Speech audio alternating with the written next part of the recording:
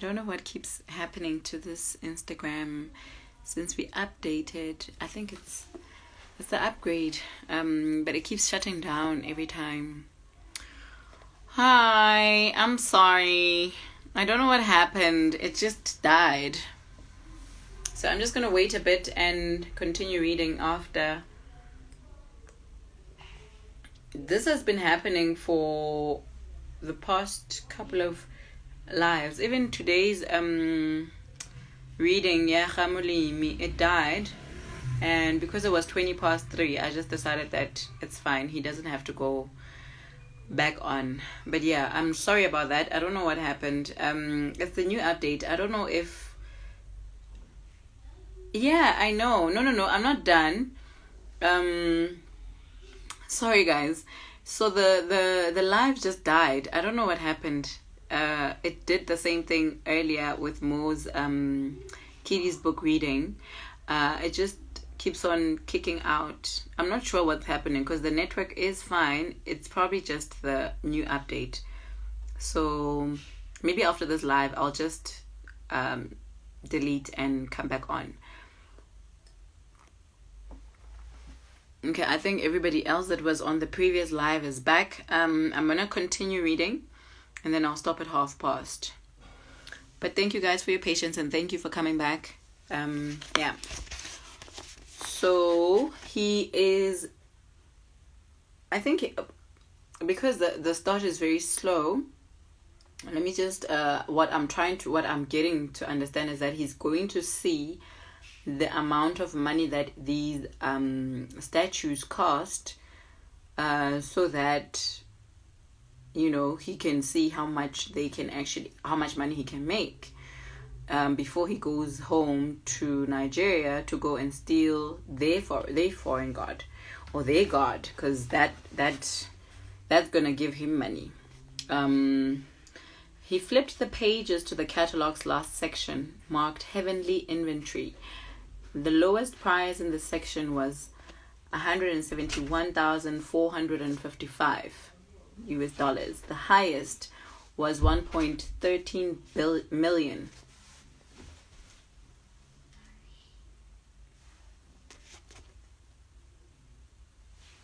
Okay, please go observe whatever you're doing downstairs. Thank you. He studied the image of one of the deities in that section. Carved from soot black wood, it had two fused figures, one female and the other male.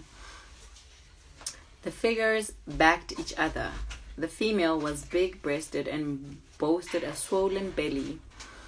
The male figure held a hoe in one hand, a gun in the other, its grotesque phallus extending all the way to its feet. I wonder what is phallus.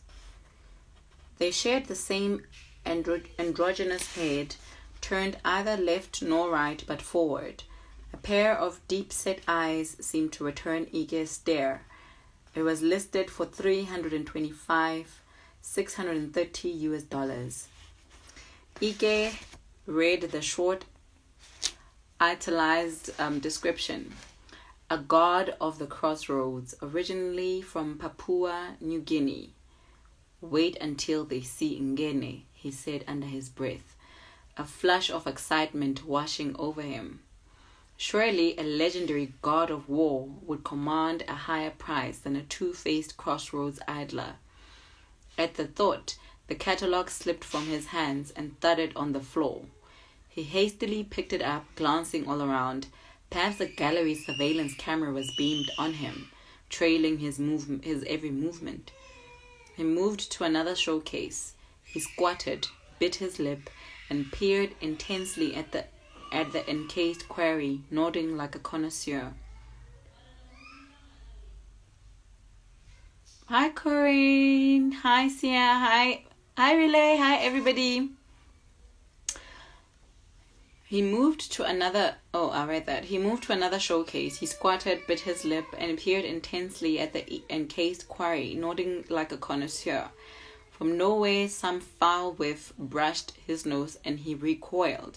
He heard a woman's low voice and stood to look, but two showcases blocked his view.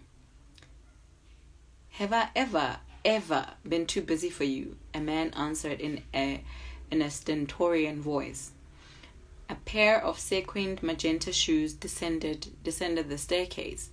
These yielded toned calves, then sturdy thighs that disappeared beneath a tight purplish skirt, and then the tanned, tight upper body of a blonde. Then, behind her, the man appeared. Ike recognized Mark Grills, the owner of the gallery. He did not panic, his poise a remarkable feat, considering what was at stake. Neither the woman nor Grills looked Ike's way. Her right arm was around his waist, his left arm draped over her shoulder. They circled the staircase and walked down another aisle toward the far wall. Ike watched them but pretended to be riveted by the catalogue. Grills was a head taller than the woman, even though she looked at least 5'9". Cerise pearls adorned the woman's neck. Grills' groomed appearance seemed to leave some room for cultivated ruggedness. He had a full head of black hair, garnished with dots of grey. He wore a dark green down vest over a bleached green shirt, one sleeve rolled up to the elbow, the other left unrolled. I guess, sorry to... Hey, Mchau! I guess the other thing that I appreciate, and sometimes I don't actually appreciate about some authors, is they're very descriptive.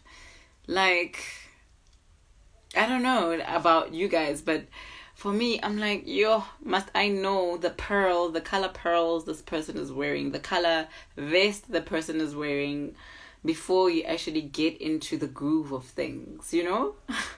I don't know. I don't know about you guys, but yeah, sometimes it's like, sometimes it's done perfectly, and sometimes it's like, not so much. But anyway, Girls and the woman spoke inaudibly for a moment, entranced by the same object, a mammoth, snout-faced statue in a showcase. "So?" the woman finally asked. Girls swayed side to side as if in deep thought. Then he shook his head doubtfully. "Why not?" she asked. "Not that one," he said in a tone of a man accustomed to confident judgments. His voice was deep, even a little gravely. "You're looking at a goddess. She's definitely not a good fit. Not for you. You'd do better with strong male guards. You'd find her, shall I say, a bit too feisty, too cranky." "She's quite the cutie," the woman said, leaning into Grills.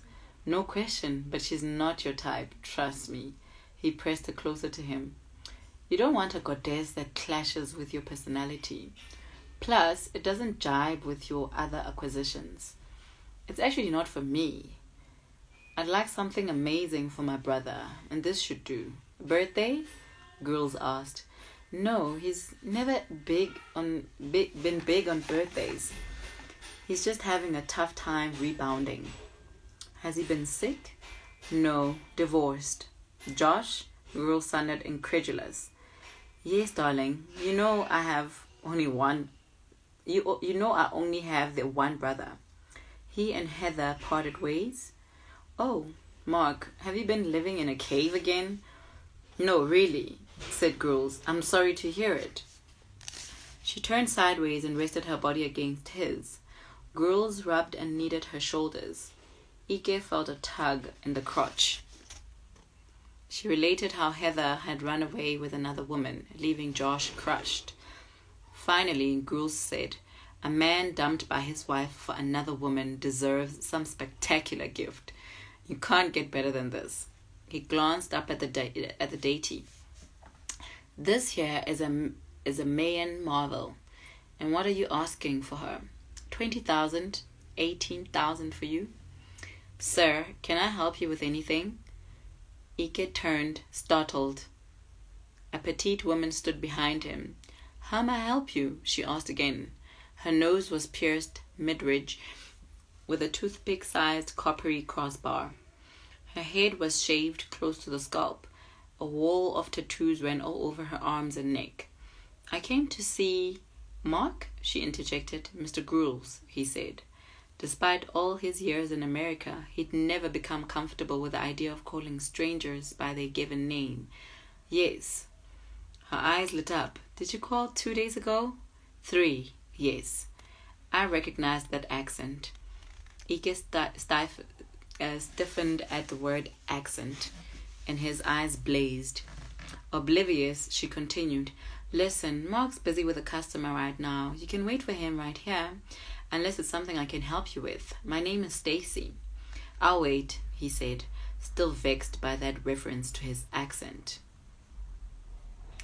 He turned and nearly bumped into girls. Gallery owner held the blonde with one hand, the May and Daisy with the other. Mark, this gentleman wants to see you, Stacy announced. Letting go of the blonde's hand, girls seemed to whirl around to Ike. Biso says, yeah, sometimes it's unnecessary and a time waster. It's like the author was trying to push pages. Yeah, like overly describing the place, the room, and the color of the room, and the color of the stairs, and where they're leading up to, and I'm like, what? Seriously? You want to see me? Not in everybody's presence, Ike thought. I'll wait until you finish with her. He pointed at the blonde. Girls smirked and then retook the woman's hand. Until I finish with her? What makes you think I want to ever be finished with her? Girls laughed and the woman followed suit, her head thrown back. Girls whispered into her ear, released her, and circled back to Ike. Yes, I'm listening, he said. Ike's tongue felt coated. Why didn't Gruels invite him to an office or some secluded corner? Gruels folded his arms. Yes, I have, yes, you have what? A business proposal. Gruels slapped both hands, bemused. You want to invest in my business? Great. How much are we talking here? Ike gave a short, awkward chuckle. It's a busy morning for me, Gruels said. Business proposal? You've got to spell out what you mean, and you've got to do it quick. He glanced at his wristwatch. I have a meeting to run to in now, so? I have a guard I can bring, he said. You have a guard? Yes. Great. Let's see it. I'm traveling to bring it. You don't have it? Not yet. So what's the point of this discussion? Ike swallowed hard. I want you to buy it. Buy what? I can't buy what doesn't exist. Gruels glanced at Stacy, who tightened her lips and shrugged. It exists, Ike cried, his voice close to combative. Then, checking himself, he added, It's a powerful deity too. Gruels regarded him with intense eyes. I don't buy stories, I buy things. You see what I mean? He glanced at his watch again and turned sharply sideways as if to walk away. Instead, he tarried and addressed Ike. Bottom line, you have nothing to show me. In less than 3 weeks, I will have it. So why are we holding this discussion now? Why don't we have it in 3 weeks, or whenever you've got something to show? Ike said, It's a god of war. It could be a god of shit for all I care. Gruels paused. His eyes danced, taking Ike with curious interest. He put a left hand on Ike's shoulder. I don't mean to insult you. That's not what I'm about. It used to lead our people to war, Ike explained, determined to capitalize on the indirect apology. That's great, Gruels said, his tone flavored anew with sarcasm. Great for your people. Thoughts tossed about in Ike's mind. He foraged for the magic words that would kindle the other's interest. He saw Gruels' lips quiver, about to speak. Anxiety overcame him. Trust me, he said. It's a very, very ancient deity, a very powerful god. So you say. Great. Nobody ever sold me a shitty god, and nobody ever bought one from me. Every god I ever bought or sold had the greatest mojo in all of time. So what's new? He took another look at his watch. How much are you willing to pay for it? Gruels scratched his forehead and then gazed at Ike, silent. Trust me, Ike said, unable to bear the silent exchange of stares. Gruels spread his arms in a sweeping gesture. This store has great inventory. Look around, see for yourself. He paused as if to permit Ike to take a look. You don't seriously expect me to discuss the buying of nothing. It doesn't even make sense. I told you about the... Yes, you've told me a lot. You've said how powerful this God is. You've said it's ancient. You've said blah, blah, blah. He spread his arms again. Well, guess what? My entire inventory is made up of powerful, ancient deities. I ask again, what's new? In olden days, this god, it's called Ngene, led our warriors to wars and they never lost one. Ngina, that's the name? Ngene, Ike spelled the word. Are there written accounts of these wars? My uncle told me. You expect me to do a deal based on something your uncle told you? He's the deity's chief priest. He knows everything about Ngene. Girls crinkled his brow. Did you say your uncle is the chief priest of the same god? Ike nodded and looked away. So is he offering to sell this? What's its name again? Ngene. Is this priest offering to sell this god? Ike shook his head. So you're not acting as your uncle's agent? No. Let me ask a different way. Do you have your uncle's permission to do this deal? No. Girls gave a mirthless smile. Listen, don't think I'm judging you. That's not my thing. I'd love to do business with you, and I mean it. But you've got to show me something, not just stories your uncle told you. Something. We have a process of authentication, and it's fairly rigorous. The gallery's policy is to insist on things that are written down. I know, Ike said. There's a story about the first British missionary who arrived in Utonki. What about him? He threatened to destroy Ngene but drowned in a river owned by the god. Your uncle told you this? Everybody in Utonki knows the story, but it's also in a booklet. Girls nodded eagerly. Great. Now, if that booklet exists, bring it along with the inventory. Mark, remember your meeting at Elbow Room? Stacy shouted. Thanks, Stace, girls said. Then to Ike, we'll see you when you've got the stuff in your hands. Ike raised a hand frantically. Yes, girls said. We haven't discussed the price. Could you tell me the range? Girl's brow became furrowed in exasperation. No, really, he said slowly. I discuss prices only when the inventory is in front of me. That's policy here at Foreign Gods. But you can be sure of one thing. No dealer tops our offer. You said you've got great merchandise. You get me a great item, you can count on getting a great offer. That's a promise. He extended a hand, more out of confusion than design. Ike hesitated for a moment and then took it. Again, Gruels placed his left hand on Ike's shoulder. Don't think I doubt that this is a great god, but this gallery is huge on authentication. Remember that. Nothing beats seeing things on paper, photographs, books, documents. If there are mentions in 1 or 2 scholarly texts, that's terrific. Ike's heart chugged as he headed for the exit. Once outside, he drew deep draughts of air until he felt steadied, and then in quick, springy strides, he hastened back to the garage.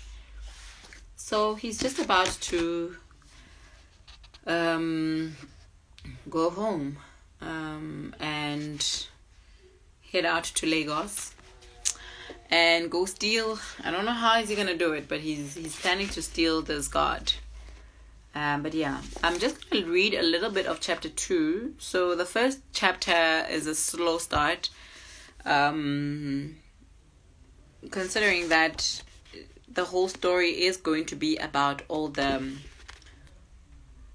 political corruption, the family conflicts, and the tension between Christians and followers of Ngene, the war god he's about to steal. So I guess, yeah, it's a slow start though. But yeah, Ike's body belted to the car seat, but his spirits soared. For a moment, it seemed unreal that this was his last day as a cab driver. His meeting with Gruels had not gone quite as well as he had hoped, but it was far from woeful. The man had said he'd love to do business with him, that in the end was what counted. All girls asked for was to see Ngene, to see something. Fair enough, Ike thought. After all, everything was set for his journey to scoop up the wooden statue of that ancient god of war named after a moody, mud-colored river. It was already 11:36 a.m.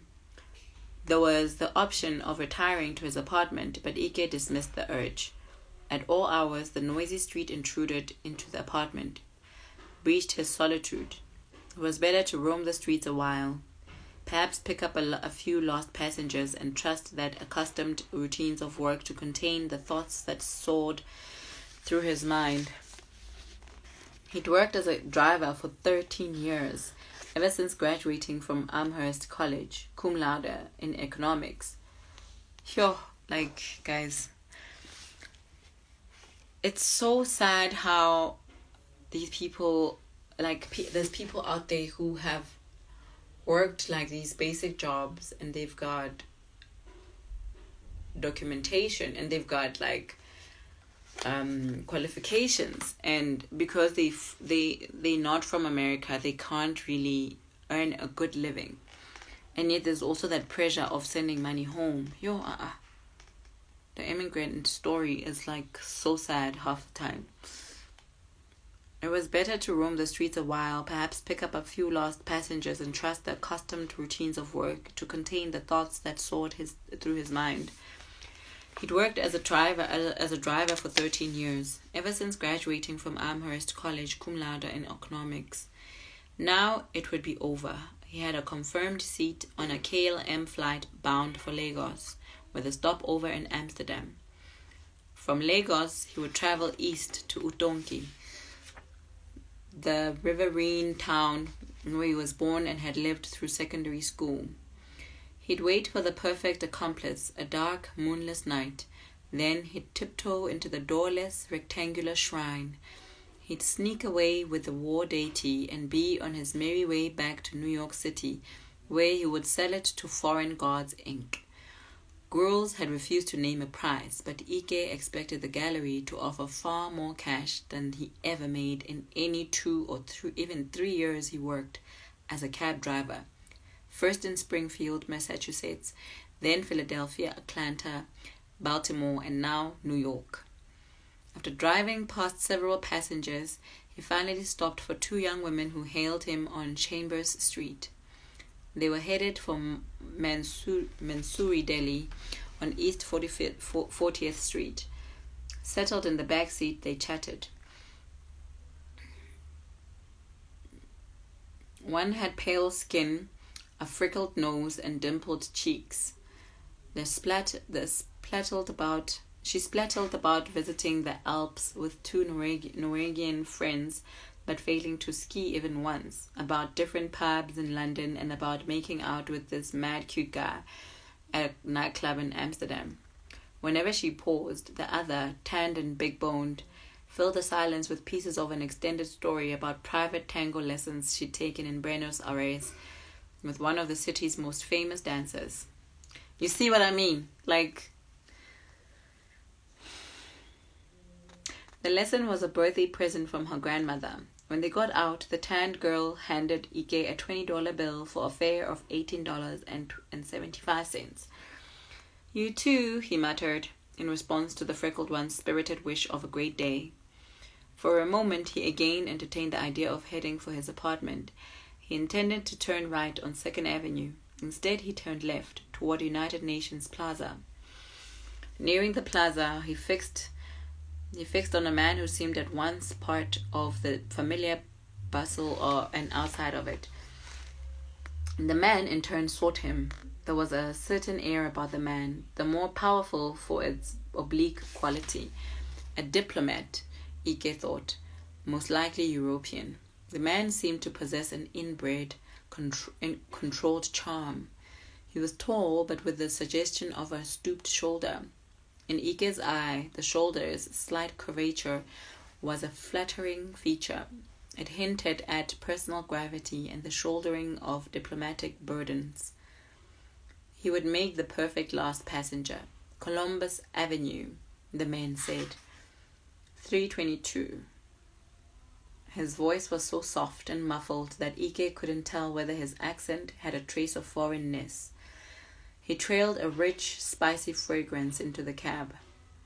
"Hello," Ike said. When he heard no response, he added, "Good afternoon." Then, "Welcome, sir." Not even a cough came in acknowledgement. The passenger held open a paperback book, hands raised in a boxer's defensive stance, a sparkling golden watch at his wrist. Ike released his foot from the brake, and the car jerked forward, rolling up First Avenue. He had only gone a block when he was forced to stop. Ahead, a long line of cars shed a smashed omelette of red brake lights. For the next 10 minutes, the car did little but idle. The passenger turned on the overhead light. The sun had vanished. Dense, lumbering clouds loomed. Lightning signed the sky. There followed a slow, liquid growl, a sky-sized monster's after-meal belch. Jamie says it reminds me of a novel called The Road to Megui. It's about the old man driving the bus. Oh, okay. The Road to Megui. Hi, Lorraine. Hi, Nintendo and Hope. So I've been reading, like, it's a very slow start. I don't know if any of you guys have read this book, Foreign Gods. But, yeah. It's a very slow start for me. Guys, yeah. Today's choice is like, yeah. But maybe if we finished reading chapter 2, it would at least show some kind of movement, maybe to the airport, heading to Lagos.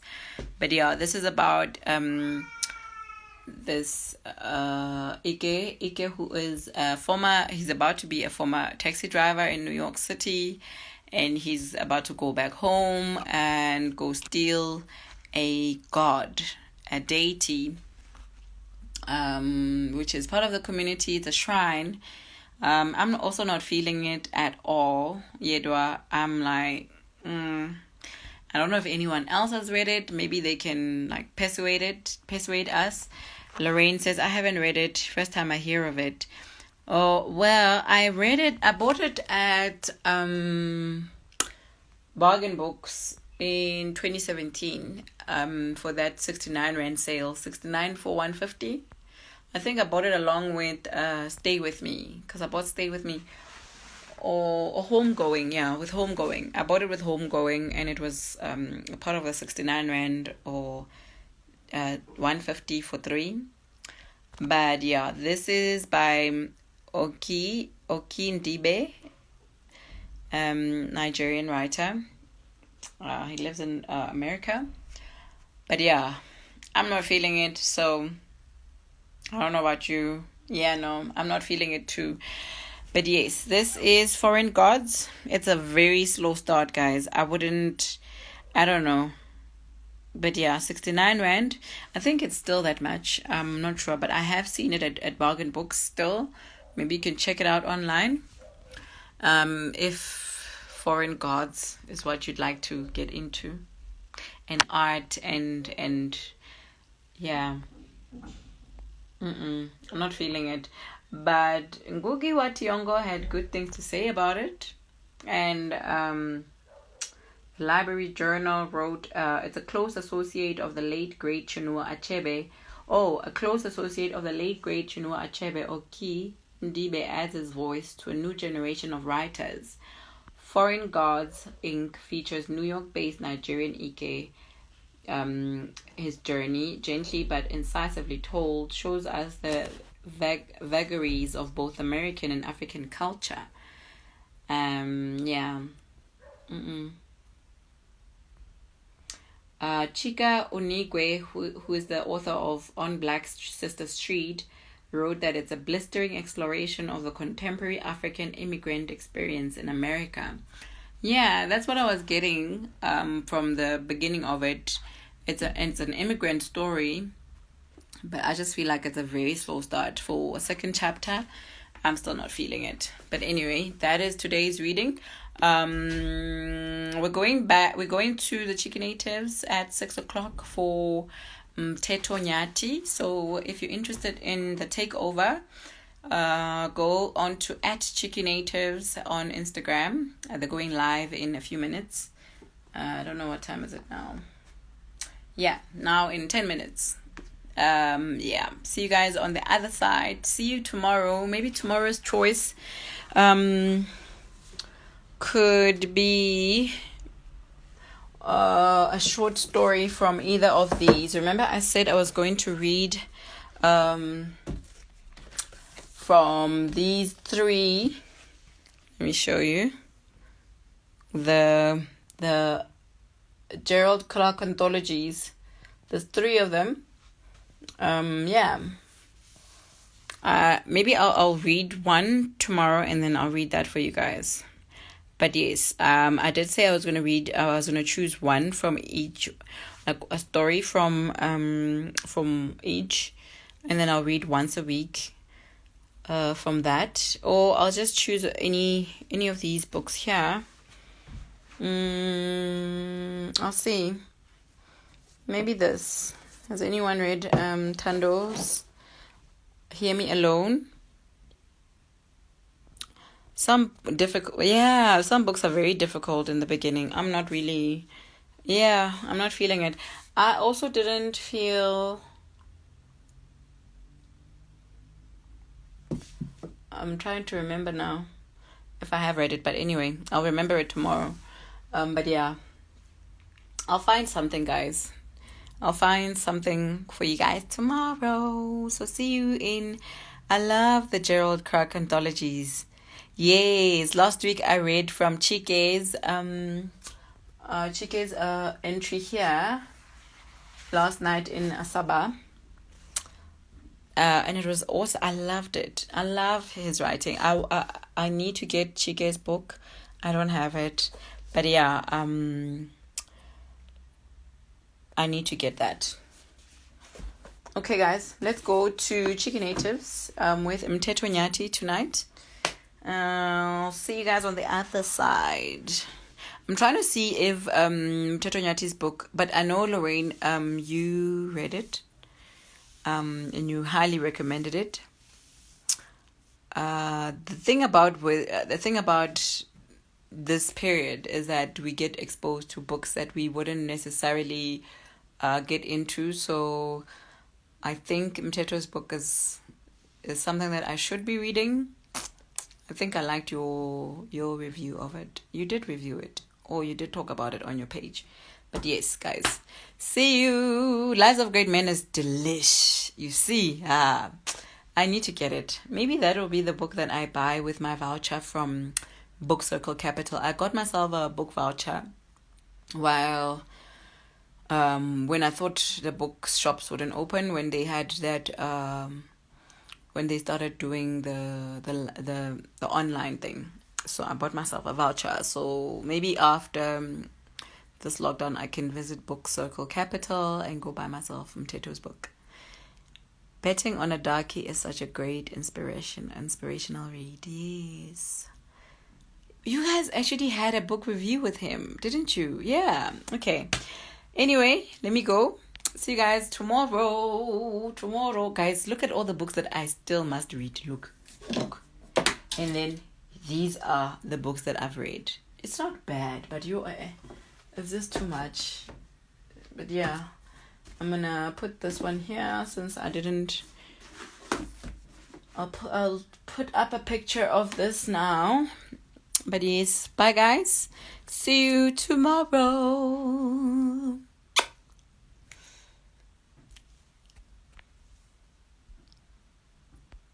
Wait, Simule, you were here. Have you read Foreign Gods? Do you know about it? Let me know on the DM. We'll chat. Bye.